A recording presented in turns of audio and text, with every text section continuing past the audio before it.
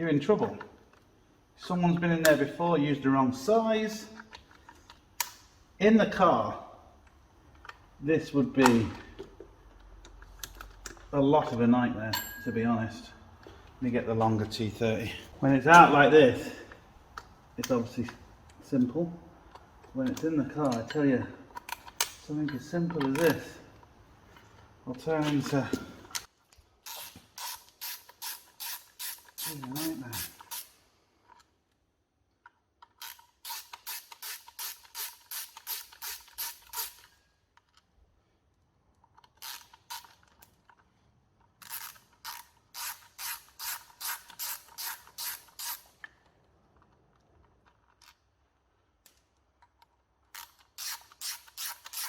So it's going to leak because I didn't get it all out of the engine, just got it out of the radiator. But obviously, with us doing this job, even if you're doing this only, you're going to be replacing all the coolant. So I wouldn't be surprised at that. Some people do get surprised. Why do you have to replace my coolant? Well, taking out the water pump. Why can't you just catch it? Catch it on all the engine and all the crap that it goes down. And then blocks up things and doesn't cool your engine properly. All to try and save a few quid. There we go. Again, look, it wasn't bad. It was working. Oh. What's that?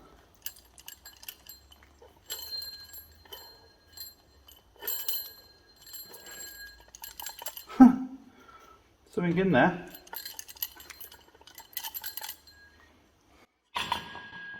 It's rattle. The new one, don't bloody do it. So, new seal, and I'm a firm believer if it's got a seal, use it. Don't use sealer. Famous last words, but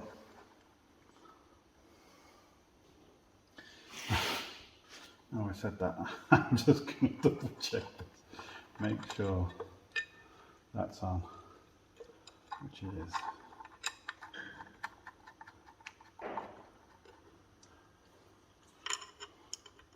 It's a new pump, new fan belt. Be sucking diesel soon. Hopefully.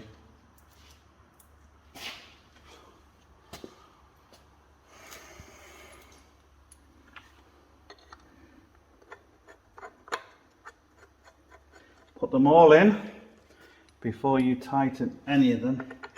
And this goes with anything with multiple bolts, even 2 bolts, because you can tighten something and there is a bit of leeway and a bit of movement, and you could tighten something and then you put the other bolts in. They might go in, you might think they're going in quite well, but they could be tight against the threads, and you could strip the threads when you come to do the final tight. Quite easy.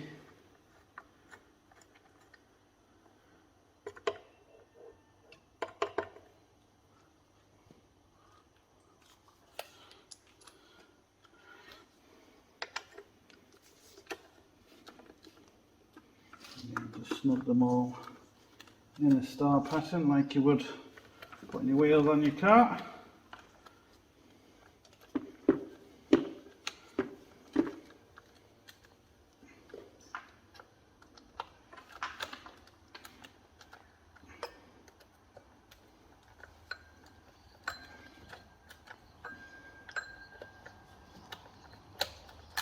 And now just go around, give them all a nice snug, and it's done. Just broke my mount of the camera. My phone's dangling. Anyway, it's always good. Just spin that. Make sure it spins, make sure nothing happens. See if I've got a good memory of how the new belt goes. I think I do. But do I? Or am I forgetful?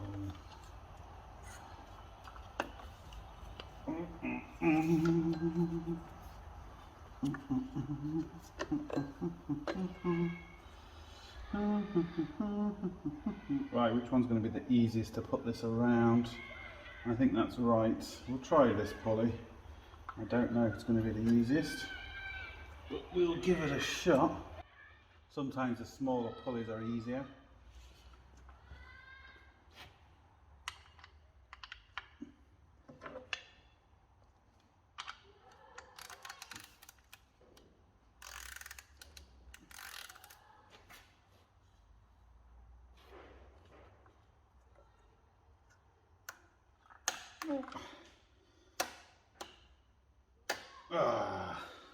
There we go.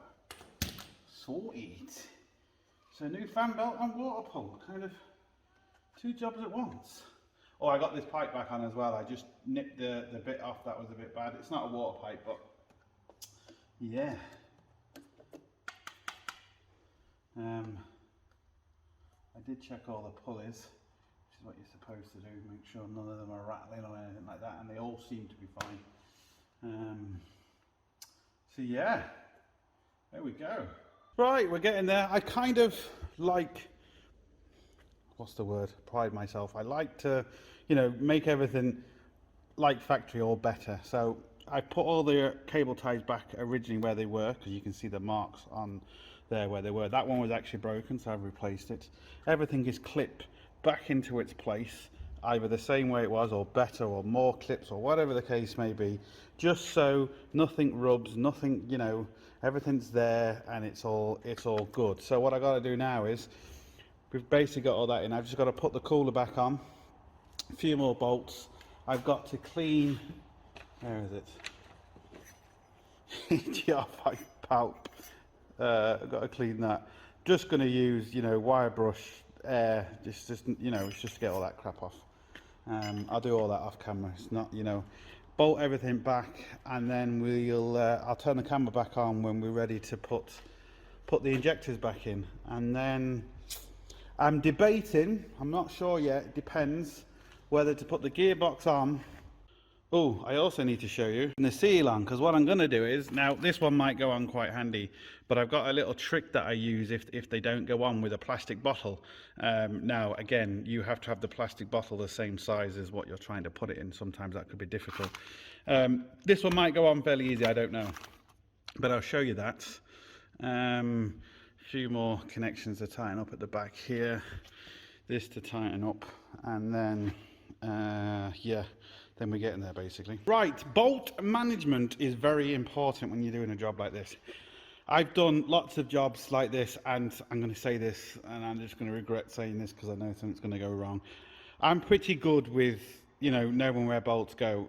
I showed you in the beginning, or the first part of this video, I don't know how I'm going to do it yet, you know, where you put all the bolts in boxes and stuff like that. You can do it that way, and I do it that way in certain times, but I just know from experience kind of which bolts go where. Even if I've never worked on an engine before, it's just, you kind of get used to it. But what I mean is, because I'm putting all these E10 Torx back all over the place, they're all E10 Torx that I've taken off for the cooler, for the pipelines, even for this. Look at that, look how clean that is now, see?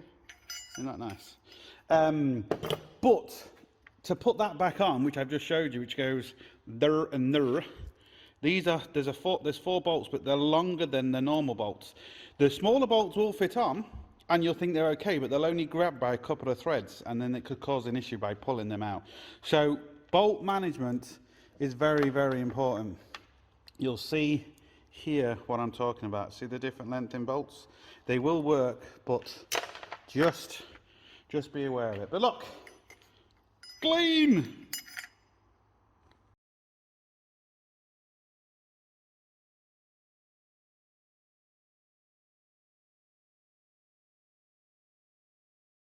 Right, and there we go, we've got it on. I remember working in another garage, and they were doing, I think it was an old Merc anyway. It was, there was a seal leaking at the back, and I remember him talking to somebody, because this guy thought he was brilliant. He's like, yeah, we've got to take the engine out just to do this seal, aren't we brilliant? You know, you can only bullshit for so long until you do a job like that. Taking an engine out isn't a big deal.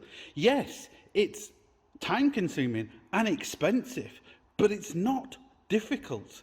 And you know, when you hear people like that just saying it is, it's like the people when you work on the old Citroens, how they say, you know, the Citroen mechanics say only they can do it. It's just bullshit.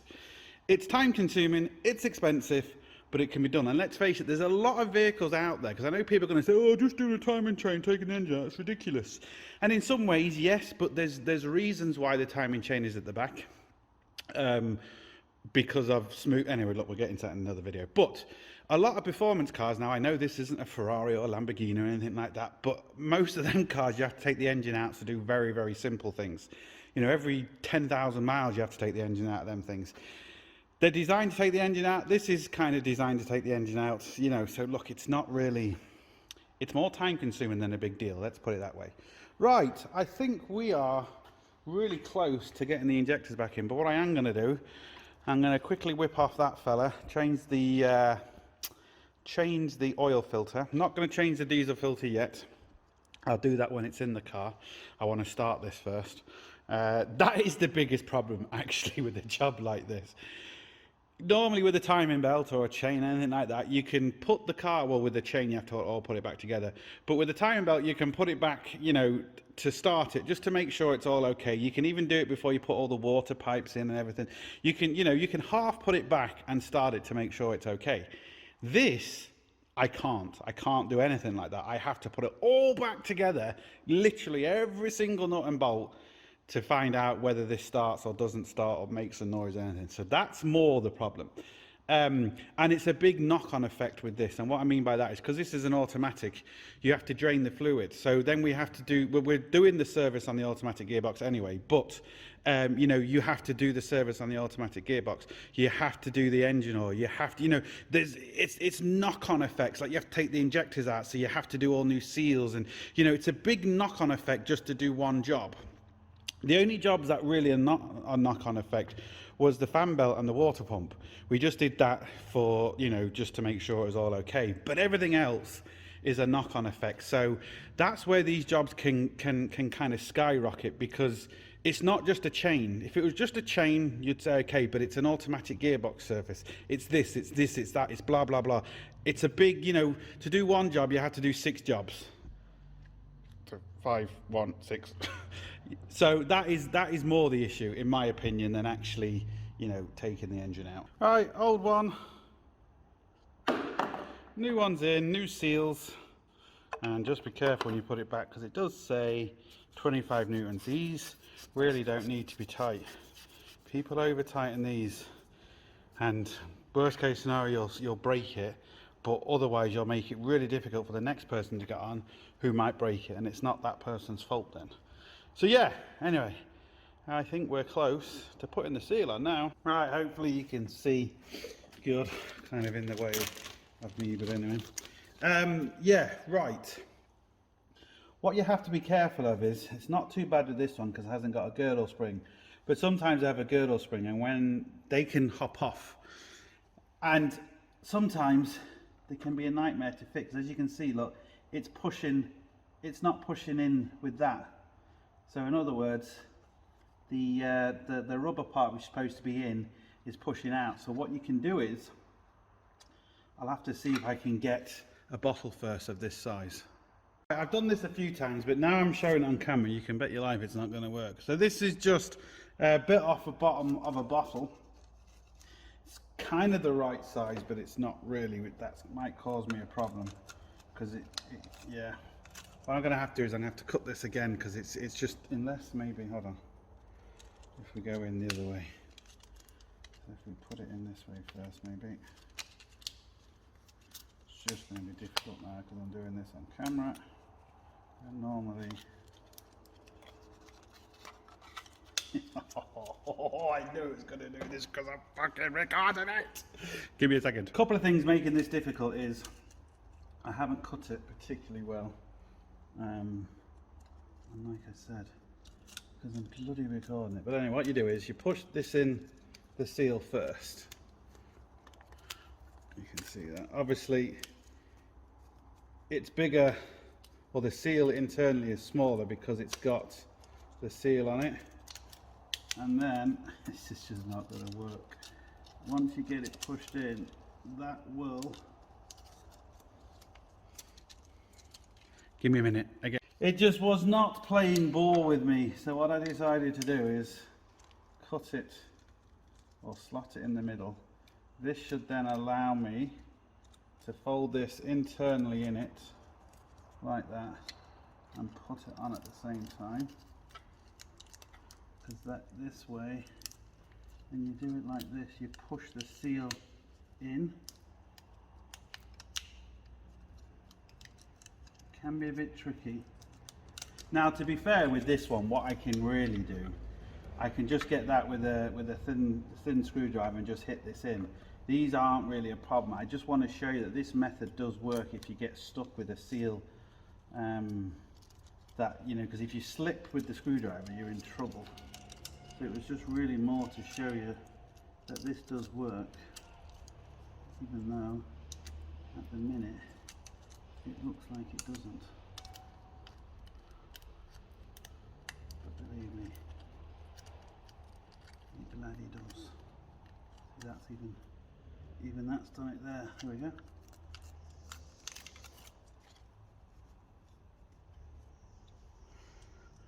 Now, just caught there a little bit, but that's got 80% of it in. So, just very slowly go around with this now. But that got most of me in, which is good. So you can see it does work. Now, normally you don't have to cut it.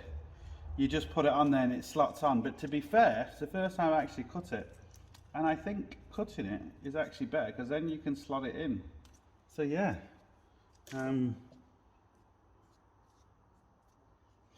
Just want to make sure that that definitely is in.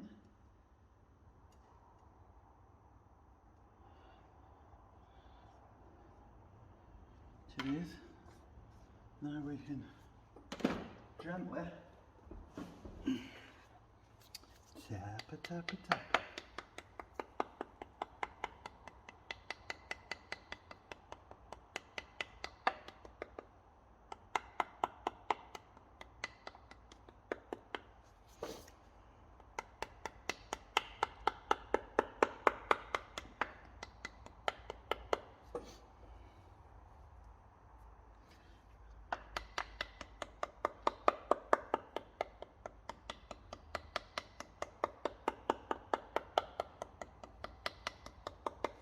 Literally just the weight of the hammer.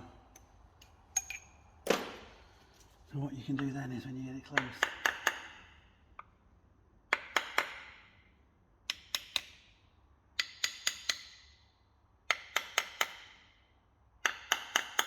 you notice I'm not pushing it near the seal, I'm pushing it on the outer edge where the metal is.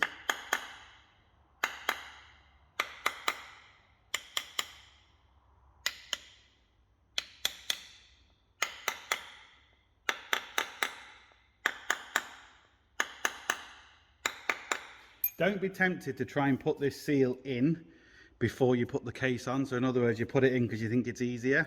Technically it is easier, but you've still got this hassle then of trying to get it around there. But not only have you got that hassle, you've also got the hassle of all the silicone, sealer, whatever. So yeah, put this on last.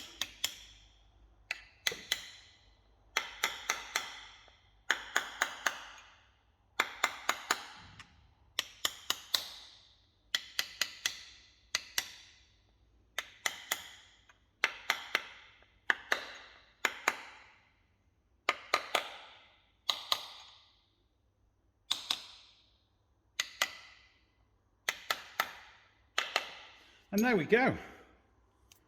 Brand new seal on. Sorted. Right, now for the flywheel, or the back plate, whatever you want to call it, because it's an automatic. Do have to be careful as such,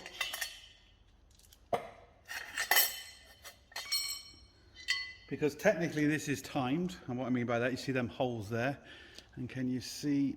Yeah, you can see the sensor just there. This can only go on one way, so you're okay. But if it didn't, you would be in trouble, because you would have to get it right, because otherwise the car wouldn't start.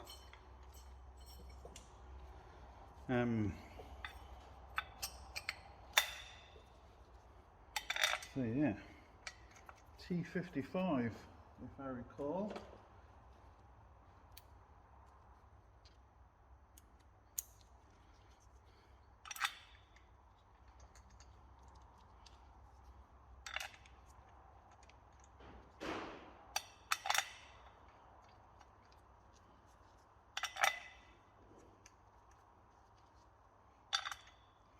What I am going to do is I'm going to turn the engine once I get this on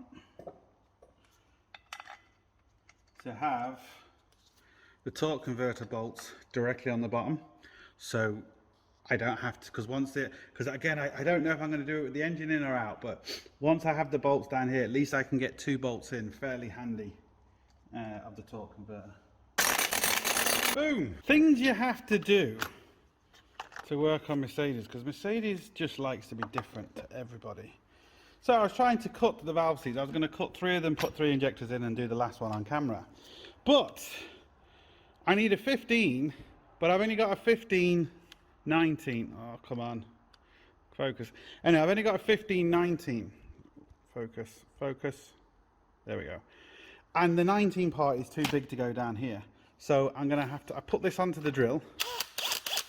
I'm going to have to go to this, put it on here, spin that, spin the drill at the same time,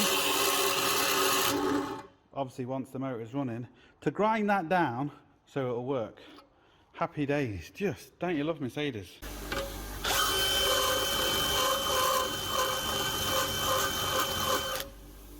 Does a nice job.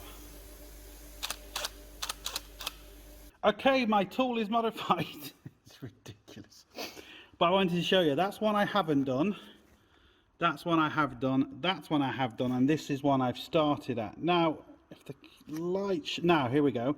You can see half of it's cut and half of it's still the old colour. Can you see that? That's all one colour. And you can kind of see, when I get the camera angle right, you can kind of see how this bottom bit here is still half the colour, because it's just not cut all the way. And it's very simple. You just put the tool down and you twist it. You can put a little bit of grease on the end of the tool just to pick up the little bits, but there we go, look at that, tiny bit more, but believe me, you know, they're very small bits. They don't really do anything. Once you blow it out with an airline, you're going to be fine. And there we go, that's all completely shiny now. So it's just this next one to do. Let me just blow that off with an airline first. So blow that off, blow that off. Airline is leaking, it's really annoying. Stop, there we go. I'm not pressing hard, just a little bit of pressure. Again, you can see that one's only half done.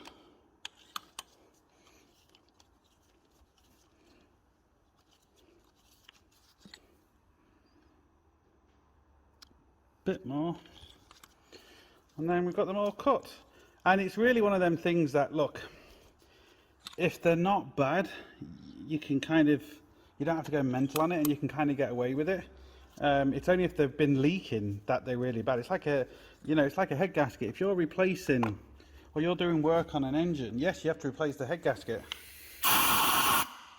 but you don't have to get the head skimmed if it was never warped. So similar to these, if it's not gone, it's only because of all the work I've done with this. That's the only reason I'm doing this. Normally I might not actually have cut them because they weren't bad. Well, the fact that they just weren't bad, but tiny bit more, and then we can put them on. We've got our new washers, and again, these are the washers, and they are special washers. They're kind of, it's hard to see on camera, but they're kind of a mushroom shape on both ends. So we're replacing all the washers with new ones. And the injector tool I was using was from Hobby Tools. It's a HU41004, and yeah, I'll have to send them pictures of my modification. Tell him it was expertly done on a lathe. Anyway, it's done. They are all cut. They are all shiny, shiny, shiny, shiny. So what I'm going to do now is I'm just going to stick 3 injectors in, stick the pipes in, and I'll show you the last one, how I did it. Right, got 1, 2 and 3 in, very handy. So, oh sorry, 3, 4, 3 and 2. This is how they come, that's how they came out. So I'm now going to clean this, get all that old grease off, wire brush all of it, because it's a little bit, they're not bad, but you know, just wire brush everything. You can see here's the new seals, these are the old ones. You can just see how much the center holes have opened out compared to the newer one. So it's good to replace them anyway. We've recut everything, so it should be good. So just clean this now and get ready to install it. Okay, so it has been cleaned. You can see it's looking best shiny. Put some new grease on it. So this is really high temperature grease. There's no bits or anything in it like there would be in copper grease. Not cheap grease, but you kind of have to wonder, does this really work? I mean, these came out nice and easy, but I've greased injectors and cars and vans that are a nightmare, and they always seize, and they're still seized even with the grease. So I think it just really depends on the car, not so much the grease, to be honest. But anyway, so I've also greased the top slightly, just because what that will do is that will hold the washer on. See? So what we now need to do, get this back on and just set it down. Wow, can't believe that's just actually fallen. Unbelievable. The only one to do it, not a problem. I'll just lay it down flat, lower it that, and then I'll put the injector on top of it.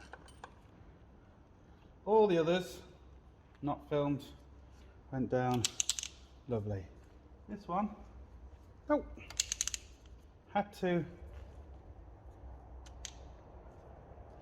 do something, didn't it? Had to do something different.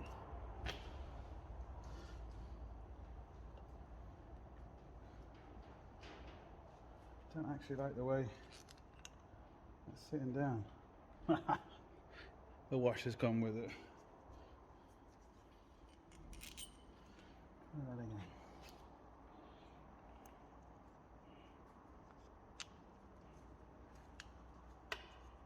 That's better.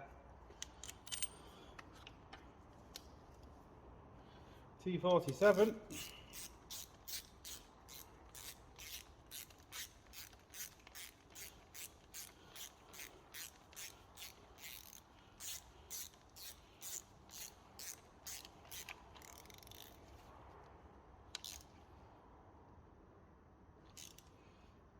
And be careful, because you want to put them back in the same place anyway, because you don't know if they need programming, and if you haven't got the tools to program, if you put them back in the same place where you don't need to do anything because they're already pre-programmed. So there we go, just got to put the 2 feed pipes on now, and then our engine is basically back together. Right, they're all in. Now just put a little bit of lube on the O-rings just to help them go in a little bit easier. And once you've got it all pushed in, remember, you see the white little line there I said at the beginning of the video, and just push that down when it's in. Hear the click, and now you can see the white line. So now you know that's definitely in properly.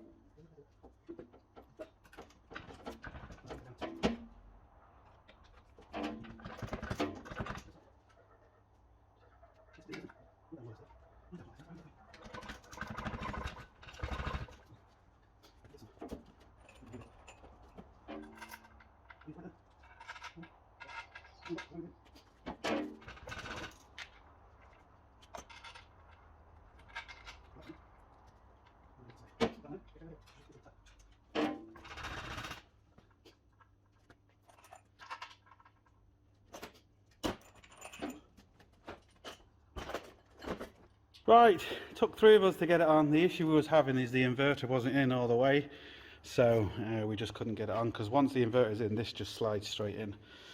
So the inverter was causing us a problem, but it's in.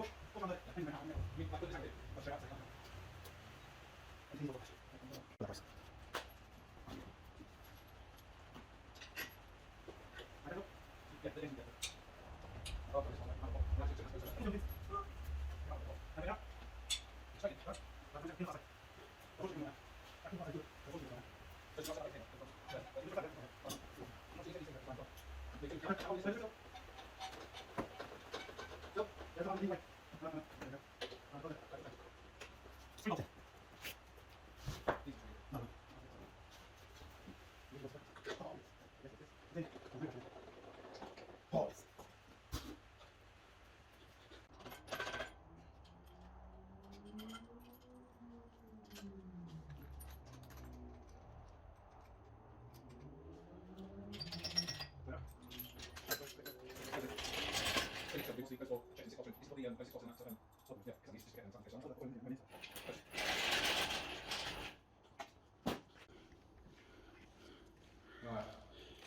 This isn't going to affect any of this stuff.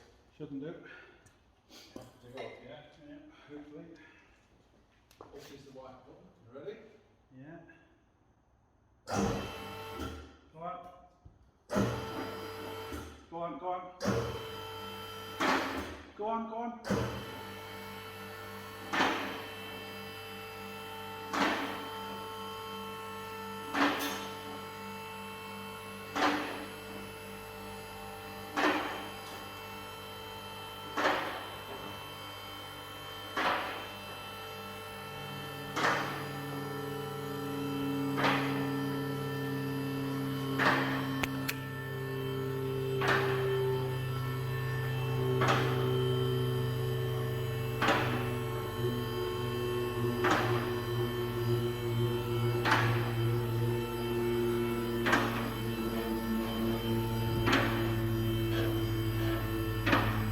Right, so I was having a great day getting all that put back together, then coming to do the exhaust, and the exhaust has got a lot of movement here, like a lot of different places you can put it, a lot of flexibility, you could say.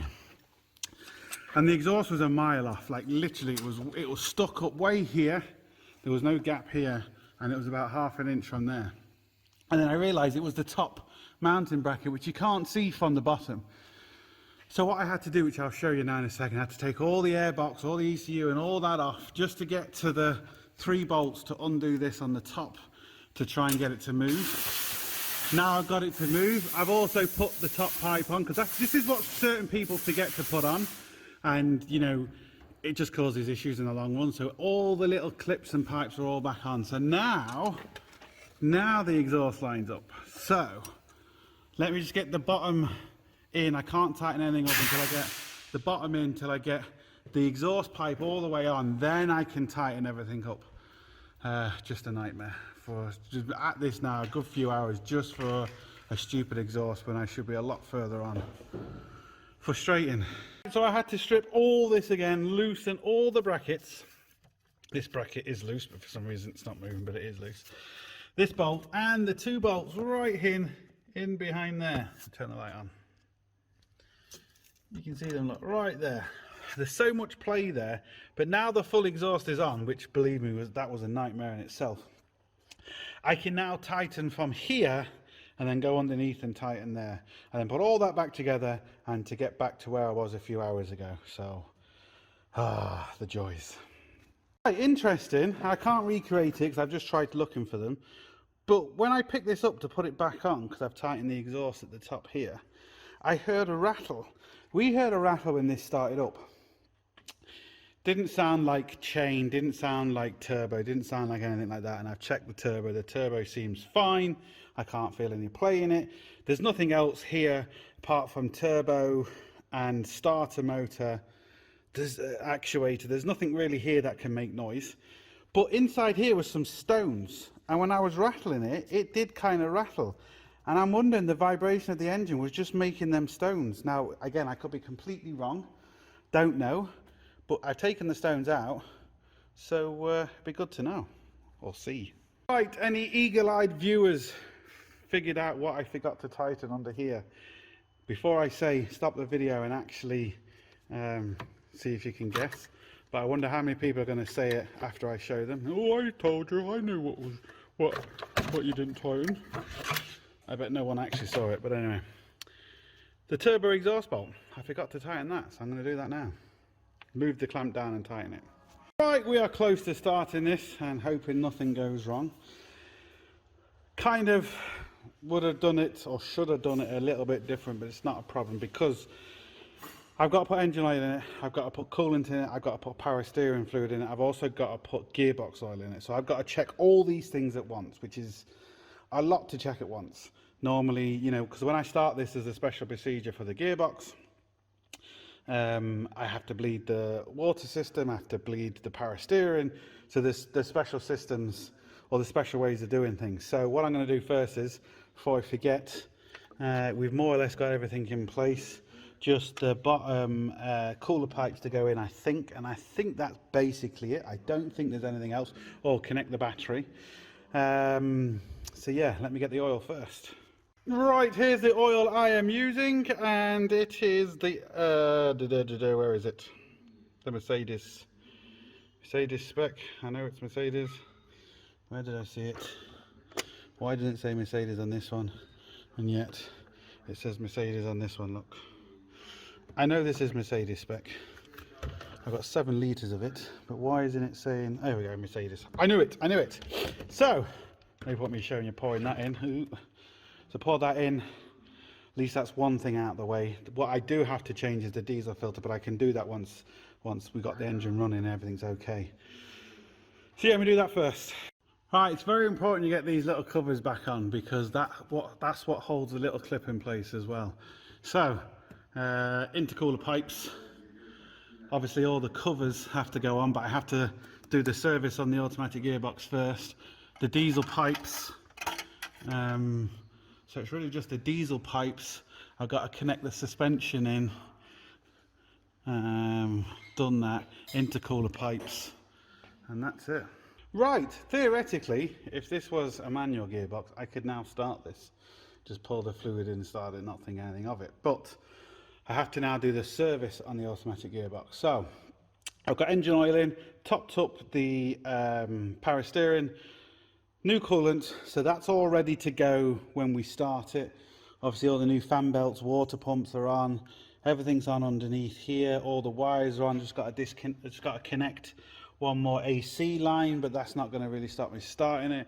Got to connect the battery, the suspension, but the suspension isn't stopping me starting it.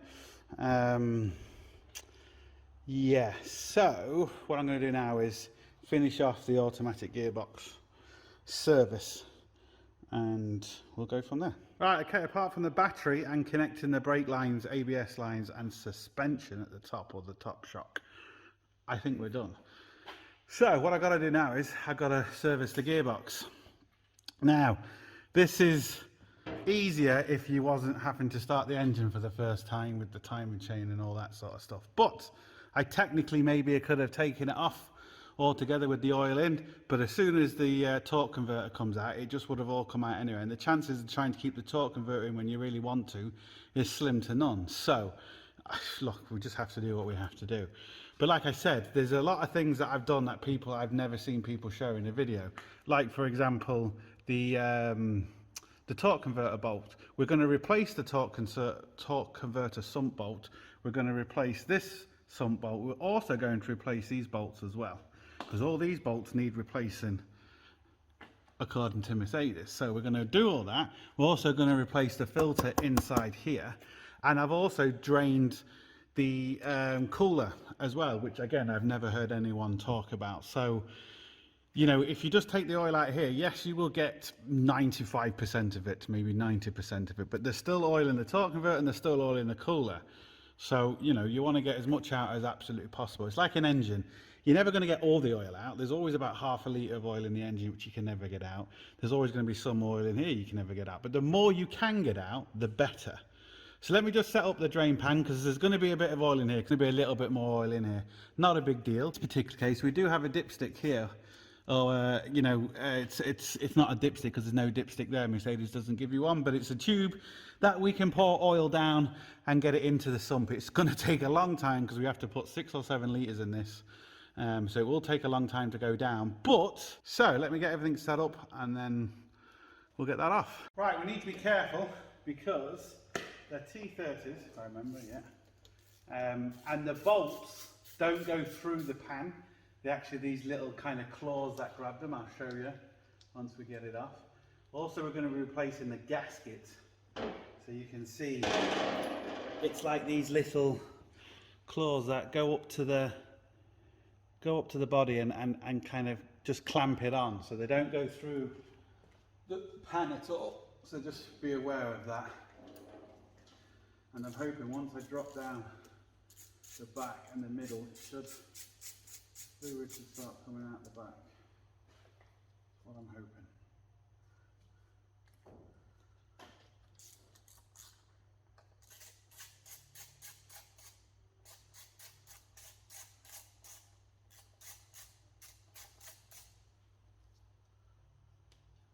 Again, there was no leaks on this. We're going to replace everything because why not? Do something. Might as well do it properly and not do it half-hearted.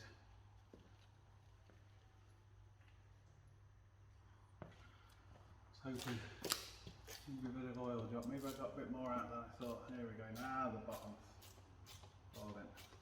That's what I wanted.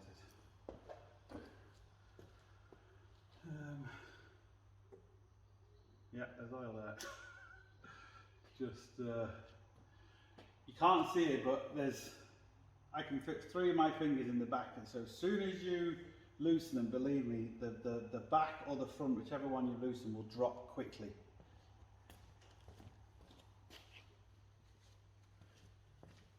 And if you haven't got all the oil out, it's going to go everywhere. And I mean everywhere. So let's see if we can. Oh, this is going to be. I'm going to get soaked.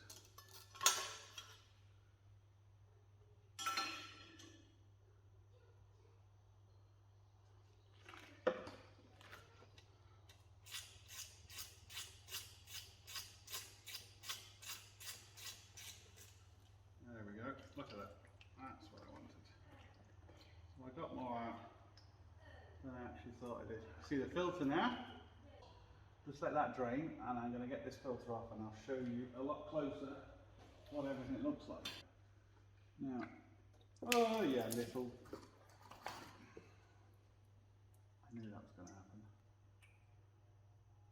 Alright, this is a little filter.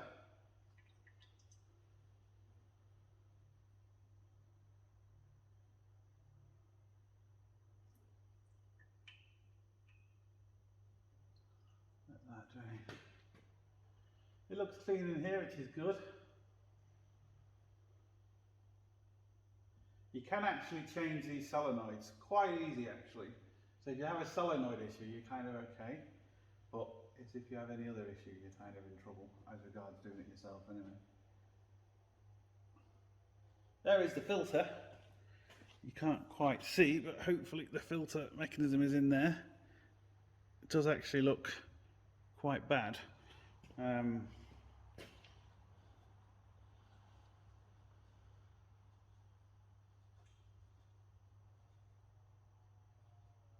I would say this hasn't been changed ever, but maybe I'm wrong, but I don't think it has. Alright, let me just get all this oil off me and I'll show you a lot closer. Alright, as you can see, it looks fairly clean under there, still dripping a little bit, but it's not a problem. Oh, it looks good. Now when I did check it, see here's the tube here, when I did check it, I got the extra dipsticks you get for Mercedes. I don't think I've got the exact one that does the level of this, but I've got the ones that, you know, for the engine and stuff. And when I actually looked at it, when we was looking at it, they all did look quite good. But I have noticed a few things.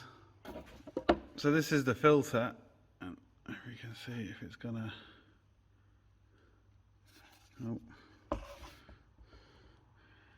You can see, there we go, it's quite bad, and here should be our kit, the good kits anyway, have a new magnet. Now you can just take this off and you know, clean it, but and you always expect a little bit on it. I know that looks bad, but they all do. So this is kind of, it's not bad, you know, but when you start seeing these big flakes here, turn the camera off, This is what isn't particularly that good. There's a lot of big flakes on it, but again, we should be able to just clean this completely and take all this off, and then we should be good to go. Let's run through and see what we get in the kit. So we get all our new sump plugs. That's for the torque converter. That's for, where is it? That's for the actual sump itself. Here's our new magnet. Here's our new bolts. So that's all good. Here's our new gasket. Again, that's good. Here's our special oil. Now, these kits are just bloody expensive. Ridiculously expensive. So we've got 1, 2, 3, 4, 5, 6, 7 litres of oil. This should be our new filter, which it is. So good. And this is going to be our new electrical connection, I'm guessing. Yeah, there we go. So that's it. Let's have a look at the filtering part of this, see if we can see it a bit clearer on the new one. Yeah, there you go. That's what I was trying to show you on the other one. So there we go. Not bloody cheap. That just pushes up into that hole there. It's very simple. Alright, now you can really see the filings on the magnet.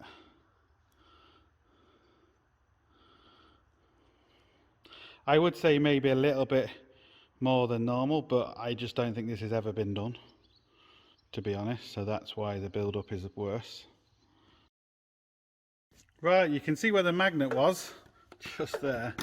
What I need to do now is just clean this completely, get all the crap off. That's all the old filings, look. Anyway, so just clean the hell out of this with brake clean, get it all nice and clean, and then we can continue. Right, this just gets better and better and better. I think this is the -6 gearbox, not the -9, which has the little plastic piece. So I've got dipsticks here, and I've just put it down. This one happens to be a brand new one. I got a set of them, right? Just put it down, just to make sure this was the right one, because according to all the data, this is the right one, right? Before I show you what happened, so I've just put it down, the dipstick hole, right? Just literally put it down, didn't force it or anything, pulled it back out, and look, the end has come off and now got stuck in the tube. So I cannot fill that, I cannot check it, I cannot do anything. We are in serious trouble now. And to even get that tube off inside the engine is going to be practically next to impossible. Unfucking believable. Right, look what we got in there. We got the Hobby Tools camera, and look, right fucking there. Can you just believe that? I just don't know what we're going to do. We've tried air, we've tried everything, cannot get it out. Go for it. Whoa, whoa, whoa, there we go. Here we go. Yeah, got it. This just gets better and better. So the dipstick that I originally checked this with was completely wrong, but it was enough to get into the gearbox just to check the colour of the fluid. Now, there's 3 different dipsticks for this. I thought I had them, but I don't. There's a 615, a 625 and a 630. The motor factors can get the 615 and the 630, but guess which one I need? The 625, or sorry, 640. So the one I need, they cannot get. Just gets better and better. And of course, the customer's been waiting an absolute age for this, which was my fault. So now I'm putting it back together. It's, this is the problem with cars. Sometimes it's just fucking annoying. Right, this is turning into a nightmare. All the hassle we've had with bloody dipsticks breaking and then can't get them, and the motor facturers can get every single one but the one I need, and I thought I had the original one, and oh god, Anyway, when I looked at this kit, I was thinking it was very unusual how I didn't have that bottom thing, but then I did have, and I even said it in the beginning of the video, that you have this for the dipstick holder tube, because when you take it off, this gets broke, so that's why they replace it. And then I don't need that because you fill it from the dipstick. So anyway, this is the 722.6, where I was thinking of the 722.9 gearbox, which has the little thing on. Some of the Audis have it on as well, so it's not just the Mercedes. Anyway, right, what I'm going to do is I'm going to put the new gasket on. I'm going to put the new magnet in. I'm going to put the new sump plug on. I'm going to go and put all these on, because at least I can do that. I have to fill it up with 5 litres first anyway.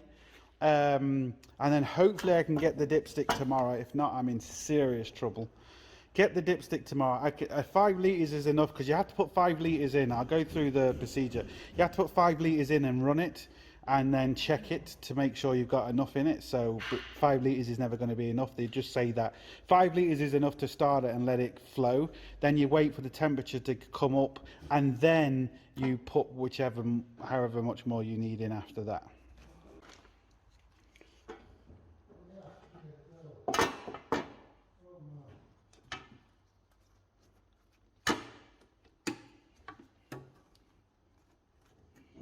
There's little tabs and holes there where it goes into, so you know if you've got it right. There's another little tab there, look. So it's gone into all the tabs. That's good. Now what we need to do, put the new magnet in there. Now we've got all the new nuts and bolts to put it all back on. New sump plugs, new everything. Right, even without the dipstick, we can still do some of the procedure, because essentially the procedure is to get this on, put 5 litres of oil into it, run the engine, let it come up to temperature, and then double check it. Like I said, you will need a little bit more, but what the 5 litres is going to allow me to do is to physically start it and check the engine, basically check everything. That's what it's going to allow me to do, and then when I get the other parts in tomorrow, I can then figure that out. So, seal.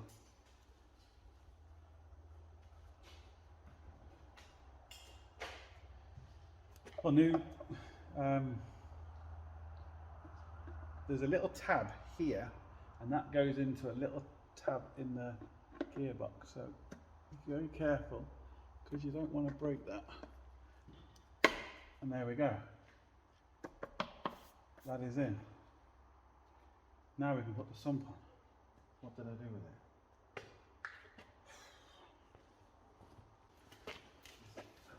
it? Alright, so put this back on. Get a new bolt and an old clamp, but a new bolt, which is important.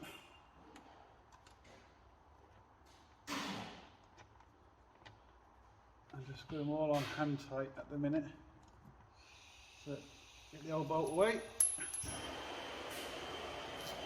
Use the new bolt. In.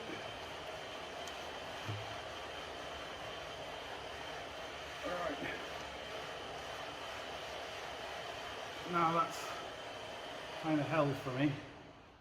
I should be good. You don't need to see me screwing the other bolts. You just need to not use them, reuse that. Then we get the other 4 in, and then we'll be good to go. Right, the new torque converter one's in, that's 8 Newton meters. The new sump one's in, that's 22. Here they are, look, here's the old ones, 22 Newton meters. And you tighten these like you would a wheel in like a star pattern, just so it's evenly done. Now what we've got to do is put some oil in it. Right, actually no, this is 8 Newton meters, and if you've got the M10 nut, it's 10 Newton meters. This is the smaller nut. You get both of them in the kit. That's why you'll have a spare one left over, but it's not for anything. So now we got to fill it. Right, this is the oil that comes in the kit. This is the special oil you need to use, and it states 5 litres first. I've already put 4 litres in. Put it through the dipstick tube. Doesn't take long. and then we can start it, run it, make it up to temperature, and we'll check the levels. Hope if I can get dipsticks and everything tomorrow.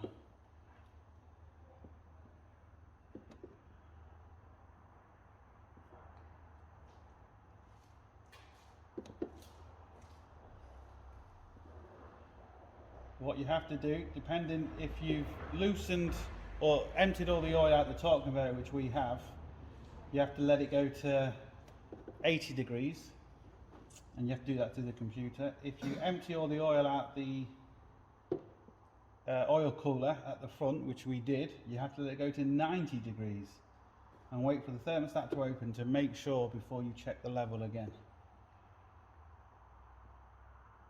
So there's a big procedure depending on what you have done or what you haven't done.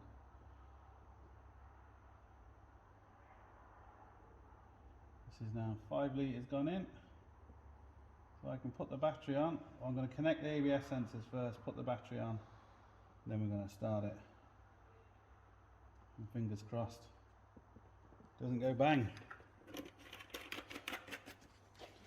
Right, all I got left to do now is put on the negative. And we're going to try and start it. I've got oil in it, gearbox oil. We still have to do kind of check that, but power steering's topped up, coolant's topped up. This is kind of now or never. I'm going to have to prime it first because it's going to be airlocked.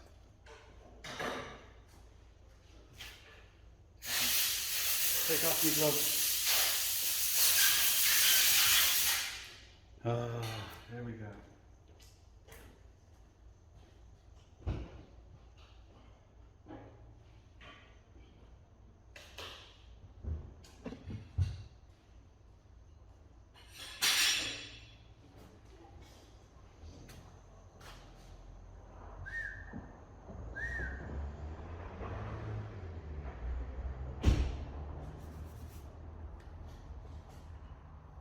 Why we got no ignition?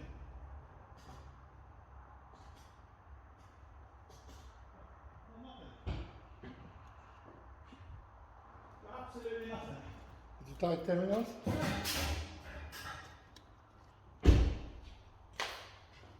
Surely the Let's battery connect something here. connected it all back. Surely it can't be flat.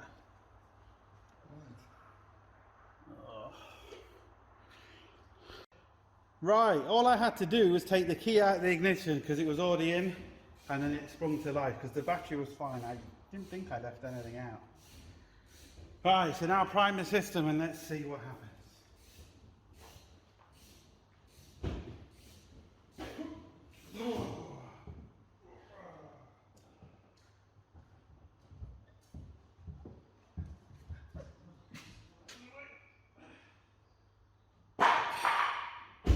Radio off.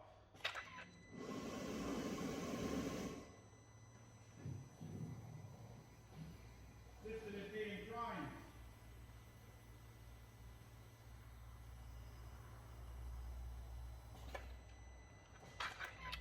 Any leak? You did a few times. Yeah. I can hear the pump priming.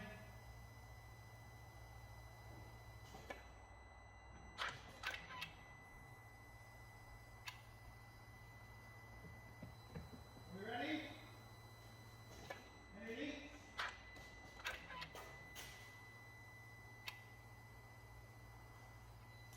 Okay. Right, here goes.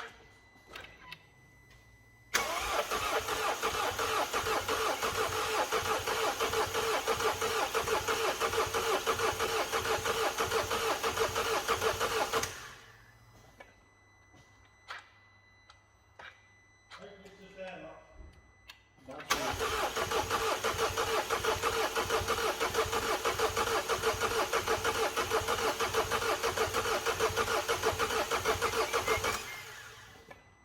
It's turning over, it's not starting, so it sounds okay.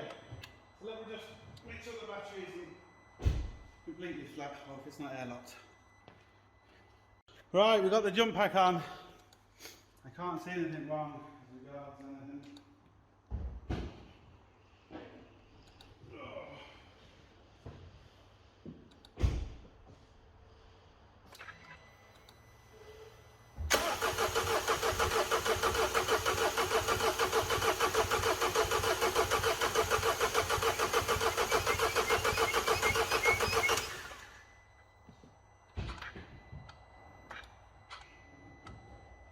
Nothing. Right, still hasn't started. I'll try it again. I can hear the pump.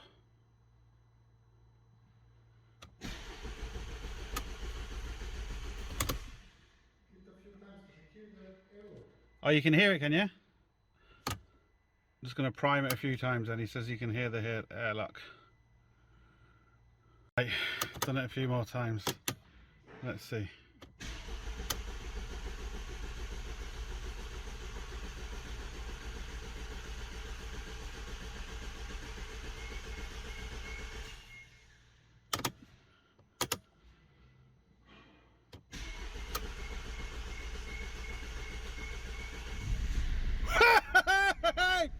Woo! Oh yeah! Just gonna turn it off a second. Oh baby! It started! It started! I did! I just want to make sure everything's okay. Engine light's on, I don't know why. Maybe I've forgotten to plug a sensor in, but we'll check that. But I just want to make sure nothing leaked, nothing. Let me go around and check it for a few minutes and I'll tell you if I find anything. Right, let's just see.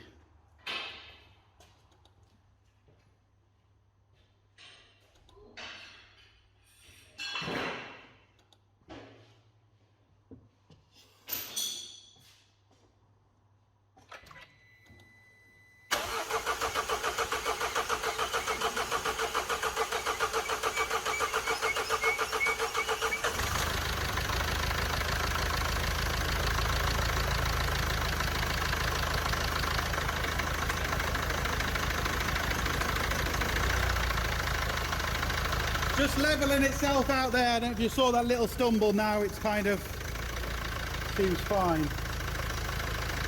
I just need to let this run, but I have to be careful because I don't want the gearbox to get too hot.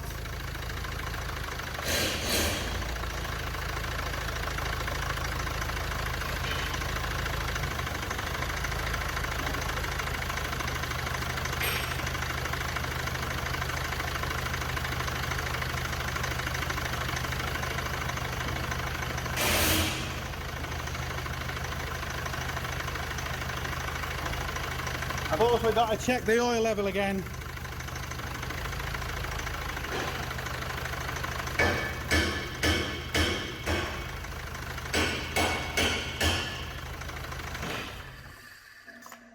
I can check the oil level now. I'm just going to have to top up a little bit because obviously the filter and stuff. Just let me do that off camera. And then the power steering fluid as well. I can kind of lead that. Indicator fluid, okay. Indicator fluid should be okay, but we can check it. Right, I'm not sure what's going on. I've just done a full scan on it. No fault codes at all. Engine appears to be missing. You heard it stumbling and I turned it off and I was just doing a few more checks and I started it again and it's missing, so I turned it off to do another full scan and no fault codes. I don't know what's going on at the minute. Oh, I don't know. We'll have to keep checking. Listen to that baby purr! Oh yes. Right, we are all good. Now you have to bear in mind when you do massive work on an engine like this, so many things can go wrong. Things can break even though they're not your fault, especially modern injectors. You can take an injector out and put it back in, it could have been working and bang, it just goes. What I didn't film is because it just took too long and I wasn't sure what was going on. But you heard the engine initially. It took a long time to start after it started initially. And then we got Injector 1 fault code, we got Injector 4 fault code, we got a few fault codes coming up, and the engine sounded really bad. It was missing, it wasn't firing properly, it wasn't doing anything. So what I did is I just undone all the injector electrical connections and just put them all back in. And I heard clicking noises down here. The pulley, I'll show you in a second, the tensioner pulley isn't great. It's wobbling, it's causing the belt to come off slightly. It's not a big deal. There doesn't seem to be any leaks. We've gone through the gearbox. What you have to do is you have to put the gearbox through all the different gears and stuff. You have to do that a few times. But now it essentially is starting straight away, like as it should do. So if I just put the camera here. So instantly fires up, sounds lovely. The engine sound never comes through properly on camera, but fires straight up, absolutely lovely. You can see, that moving, you see it there, so that tension has gone, or going, not gone yet, but it's going. So yeah, but in the minute, it's all good. No engine lights, absolutely perfect, which is all happy days and good, certainly for my heart rate. Right, what we need to do is we need to cycle the gearbox through all its different settings, basically, or not settings, but you know, reverse, neutral, drive, and click it through the gears. You can see there's 1, 2, 3, and so on. Bring it back. Just do that a few times just to make sure the oil is doing what it should do. Go through that 3 or 4 times, make sure it's going through it, make sure it's not making any noises, and then what we can do is we can look at the scan data, and then we will check the level with the temperature of the scan data.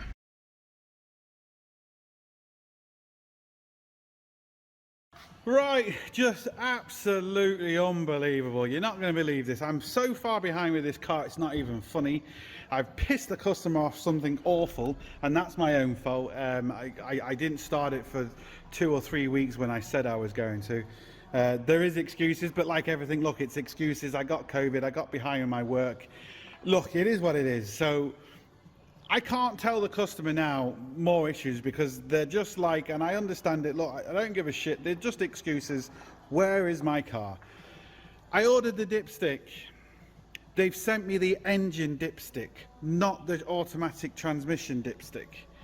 So I now have to wait more times.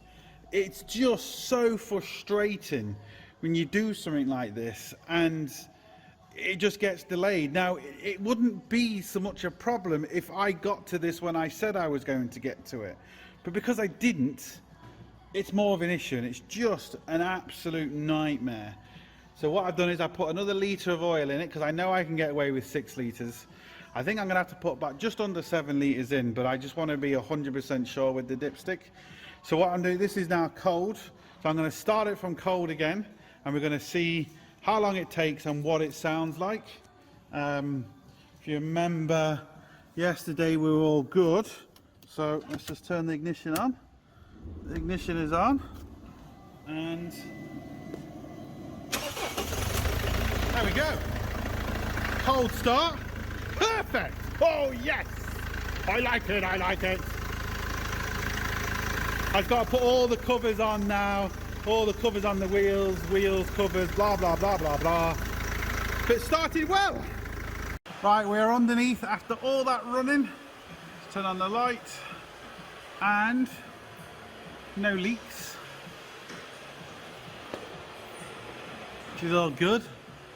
The gearbox is all dry, which again is bloody good. It's all good. Oh, I've got to take that off because I replaced the GB clip because this was damaged.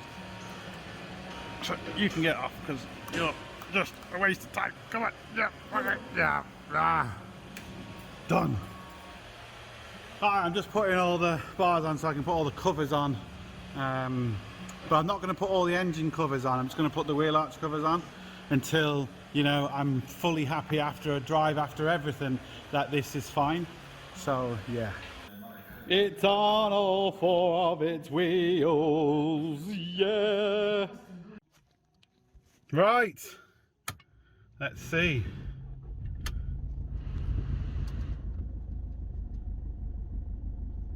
Will it go into gear? Or will it drive? Oh, it drives! It drives, people! It drives! Let me take this for a test drive and we'll see. Right, taking it for a drive. Everything is good. We've got hot air inside now. I still haven't put the covers on because I want to make sure nothing is leaking.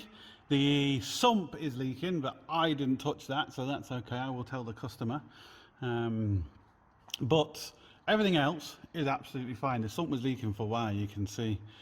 So all our seals are absolutely perfect. It's up in there, which is all good. So yeah, we're good to go. It really isn't leaking bad. I think it's just more, it's not leaking, it's more weeping.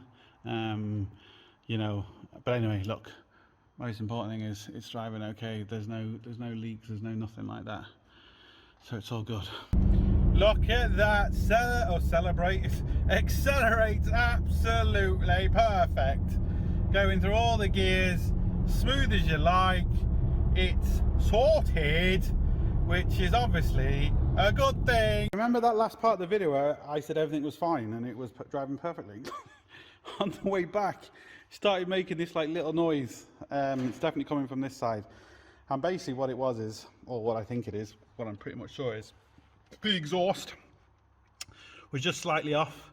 So there's a lot of adjustment on this exhaust. This bracket is all fully adjustable. That bracket is, there's two brackets down there that are all fully adjustable. You've obviously got these in it as well, which gives it a bit of flexibility. So there's a lot of adjustability in this exhaust, and you need to get it right, because otherwise it won't seal itself properly. And as it was ticking over, there's a little tiny bit of fumes I could see coming out here. It wasn't getting into the cab, it wasn't loud or anything like that, but it was still, you know, it was kind of noticeable. One thing I also did notice is, you can see the actuator is leaking from the exhaust. Now, we did hear a funny noise originally, and I'm wondering if it's the actuator making that noise that we heard originally. So it's something to be aware of. It's nothing I've touched, but still, so I'm going to tell that to the customer as well. They keep an eye on it. Right, it's all good apart from the steering wheel, so I'm going to go to another place because I don't have a 4-wheel laser alignment proper jobby tracking machine. So I'm going to go to another place and get that done, and I'll see if I can take a video of the tracking anyway. So I'll be able to take a picture of the screen anyway, so at least we know that's right. But finally got the exhaust on. So apart from the steering wheel, but as you can see, it goes through all the gears. Of course, as soon as I decide to pull off, a string of bloody cars come. Unbelievable. And like, not just right, just let me slow down a bit. We'll go off again.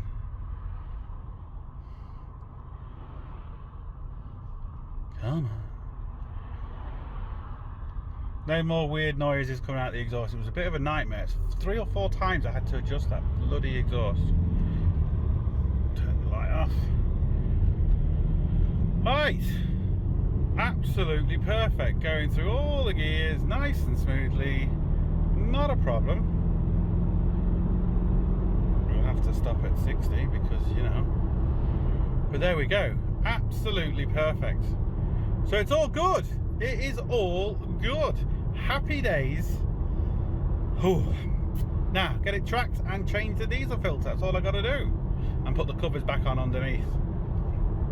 So it's just the diesel filter. And this is a genuine Bosch diesel filter.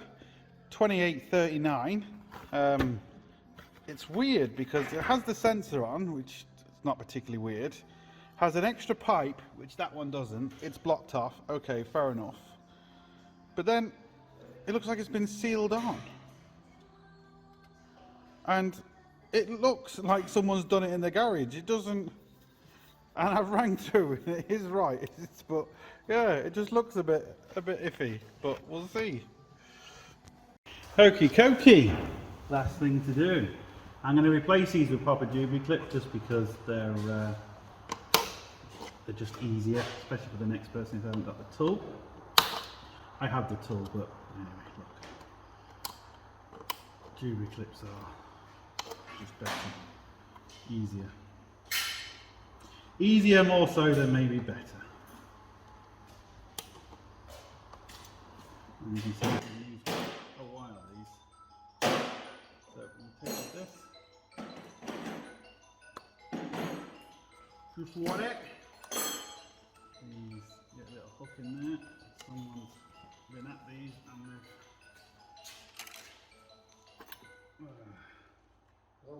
That's that one. Don't need that one.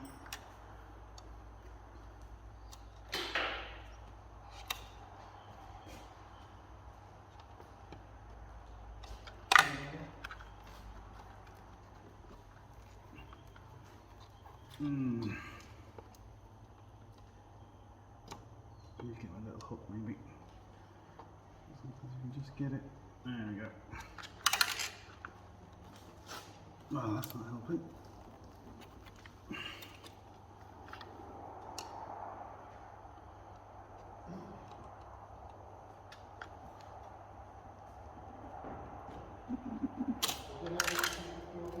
There we go. All these clips. Pull and pull and come out. Now with this new one, what I've just realised, on some of the other Mercedes, this has like an anti-bleed thing. Well, not an anti-bleed thing, but a bleeder, and that can go up. Oh, it's the wrong filter. Oh. Wrong filter. Oh. Right, bit of a nightmare. There's 3 different type of filters for this bloody car. Anyway, we got the right one. Bit tricky to get it on, but we got it on. I had to squeeze that together before I put the clamps together. Bit cheaper than the other one, so the customer will be happy. Even though in the big grand scheme of things it hasn't saved that much money, but still, hey, every bit helps, doesn't it, as Tesco's would say. So I've got to do the same thing again as regards bleeding it. We can do it through the scan tool, or we can just turn the ignition up. But now, we truly have done a full service, and I've replaced them with Juby clips as well, which is obviously better. And yeah. Right, just letting it bleed, and this is the issue when you're doing something like this, especially a big job. Like the delays with the dipstick for the transmission. You know, the problem with this coming wrong, the exhaust, all the other issues, and I'm under a lot of pressure with this, and that is kind of due to my own doing, fair enough. But still, it's, you know, these little things take so much time. I'll just cycle the ignition again. These things take so much time away from doing the job, and if there's any issues, anyway, he was whispering because he doesn't want to be on camera. So if he whispers, he's not on camera. Yeah, it just takes away time and everything, you know, and if there's any issues, you have to obviously go through them, and that can take time. But I'll just cycle this ignition one more time. Then we'll take it for a drive again, and then get rid of that. And then we will put it on the lift again, make sure there's no leaks, and put all the covers on.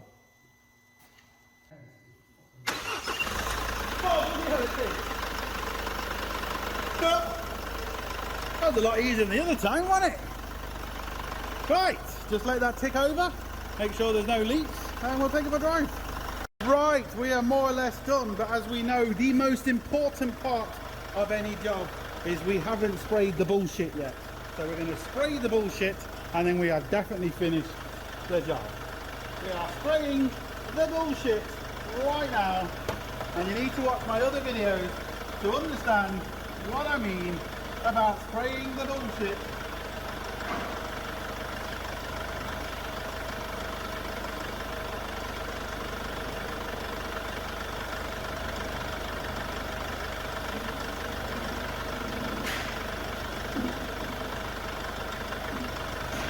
But we have sprayed the bullshit and we are officially done.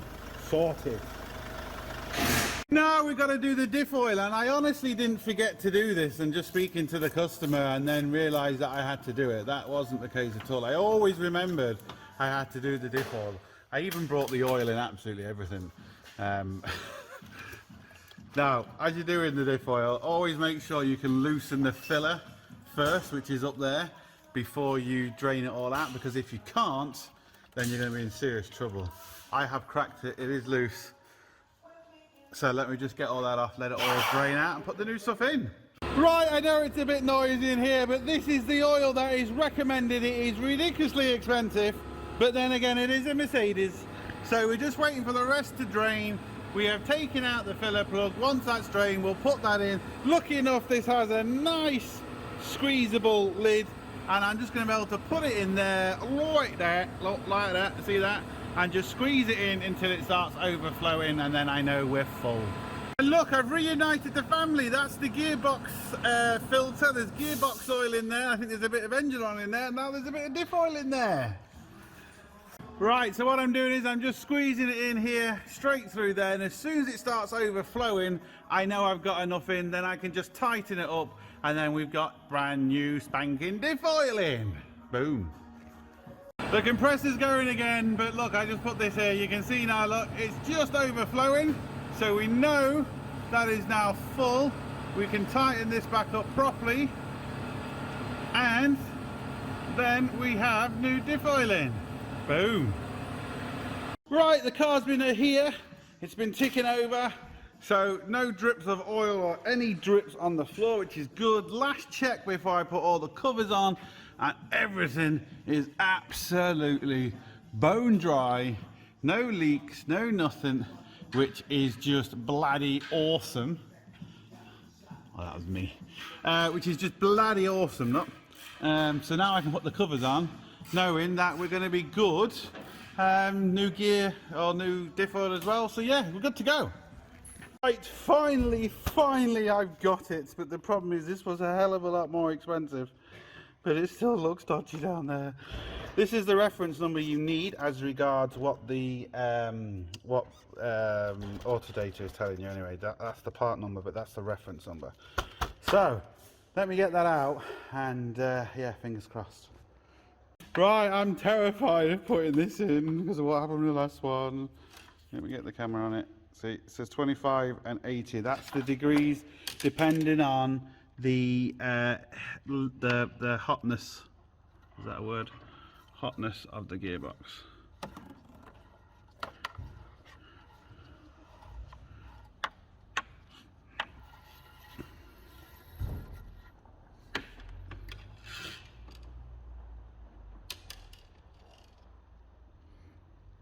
Right, the first check we need to do is when it's at 25 degrees and it's now at 19, and you can see on the dipstick here it says 25. So let me wait till that says 25. We'll dip it, we'll see what it says, then we'll let it go to 80. Again, we'll dip it and we'll see what it says. Right, 25 degrees. Get the old dipstick in and we'll check it. What does it say? We need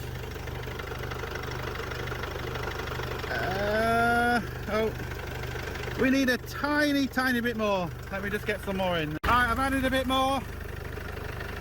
That's the oil on the tube. The problem there was because I poured oil down it, the oil is physically on the tube, and I haven't got a true reading, so I'm going to have to wait for it to kind of drain down rather than sticking to the side of the tube.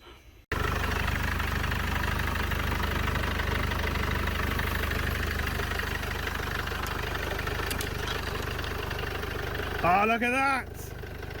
In the middle, in the middle. Now I've got to let it go to 80. Perfect. Now don't be tempted when you think, oh, 25 degrees is okay, so 80 degrees must be okay. We're at 75 degrees now. I just quickly checked it, even though it's not, you can't tell at 75.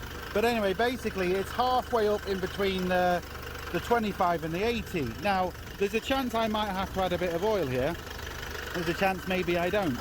But don't just assume because one of them's correct, the other one is. Because when it gets hotter, things open up, the oil goes into other places, you know, so you have to get the levels right. It's looking like I'm going to have to add a little bit, but I'm not 100% sure yet.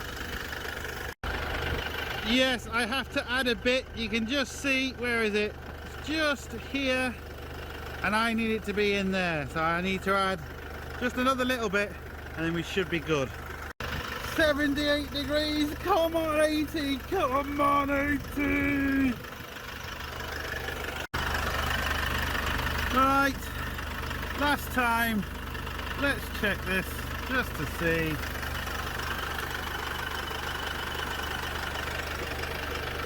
Look at that, can you see? Oh, bloody sun. Now look at that.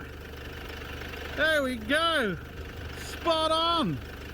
You can see that, near the hour of the 80, spot on. And look, we're at 80 degrees, so boom, boom, boom, we are done. Right, I had to add oil in there, obviously. I'm not going to say how much because I know people are just going to, you know, check maybe 25 and just add a little bit, so I'm not going to do it, so you have to kind of check it yourself, but more than you think, let's put it that way. Right, this is going to be the most satisfying part of this job. So we're getting the dipstick cover down, but this, are you ready? Are you ready for this? This is just, this whole job is now over. Ready? Oh, there you go. Oh, it's done. Oh, it's done. It's done. Oh, it's fucking done. The car is on the tracking machine. It's just got here, so let's get it tracked. This is the machine they are using. How's Monkey? It's telling you what to do step by step. Car's going to move now in a second. There we go, look, lower the car down. And there we go, look, we've got the steering wheel now straight. And there we go, look, we're not a mile off, but we are off. So when we get this level, our steering wheel is going to be straight and our tracking's going to be done. Things have to get worse so they get better, isn't that what they say? Yeah, keep going. Keep going. Whoa, whoa, that's it. Well, you could go a tad more.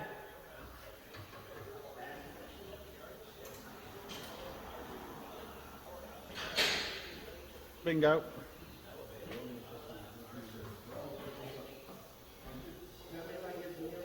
Yeah. Wrong way.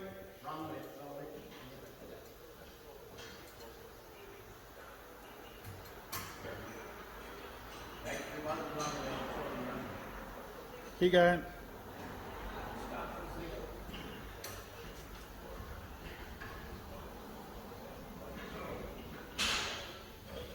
If she sees. Yeah, go for it. That's the right way, yeah.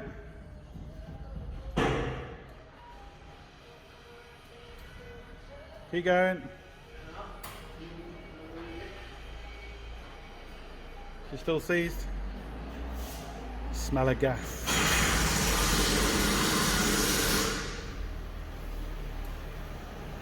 Whoa, that's it.